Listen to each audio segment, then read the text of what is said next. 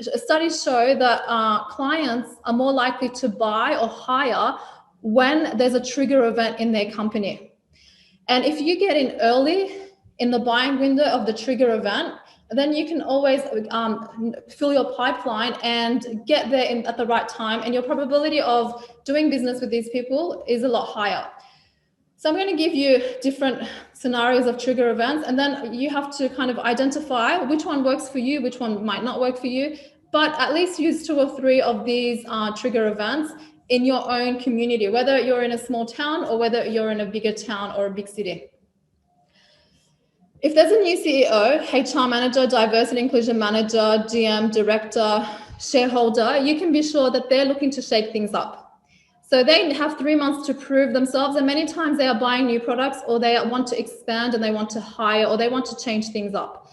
So especially the diversity inclusion managers, I've coached a lot of employment consultants where they were contacting those diversity inclusion managers of the big targets and big W's who had just gotten the job. They've only been in the job for 2 months, and they were so excited to speak to that employment consultant or business development consultant in DES.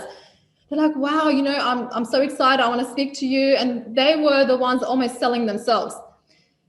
So you're getting in there when they are excited, they want to make change, they want to make an impact and prove themselves. And sometimes it's even when people get internal promotions. And you can always look out for those events through LinkedIn. So sometimes you can also, they announce it in, so if you get those Google alerts, but specifically in LinkedIn, it tells you usually when people have changed jobs.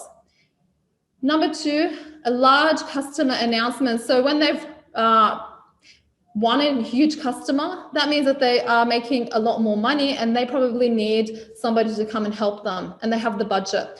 Number 3, there's a new product or service. So they might need help with that.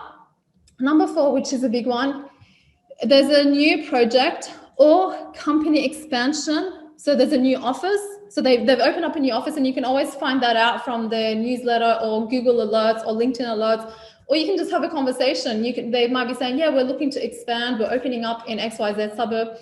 And of course, they'd want to hire more staff because they're expanding. They have the budget. Now, sometimes when there's new malls, there's new buildings, there's a lot of projects in specific suburbs where they are building. And a lot of those buildings need building managers, and where people come and live, and that building manager takes care of the building. And then you have people that are cleaning, taking the rubbish in and out. There's a lot of, even with bookkeeping, accounting, things like that. If you get on in there before they've even, you know, in 6 months' time it's going to be ready, and you get in there, that's a good trigger event for you. Number 5 is new funding rounds. So when there's new in the companies, it's either with startups or companies where they have more funding coming in, whether it's from shareholders or investors. Number 6, employee growth. So you can, and I'll show you how you can see employee growth on LinkedIn Navigator, or sometimes you can look at, you can just have a discussion, and if you've built enough rapport, you can always find that out. Number 7, mergers and acquisitions. Number 8, poor performance. So if someone's not performing because they don't have the time, or there's a lot of work pressure, that, you know, they might be looking to recruit somebody to come in and help. Number 9, if they've been featured in the media, that's a great trigger event where you can come in and open that conversation and have a great conversation because it's no longer a cold call. And number 10, and I'll share with you letter to shareholders very soon. So I'm not going to spend too much time on this slide talking to you about letter to shareholders and annual reports, but you can use those as part of your conversation. So very soon I'll be talking about letter to shareholders. So, I mean, I could give you 30 trigger events, but I've narrowed it down to the most important, in my opinion, for your industry and what I've seen works for people in your position.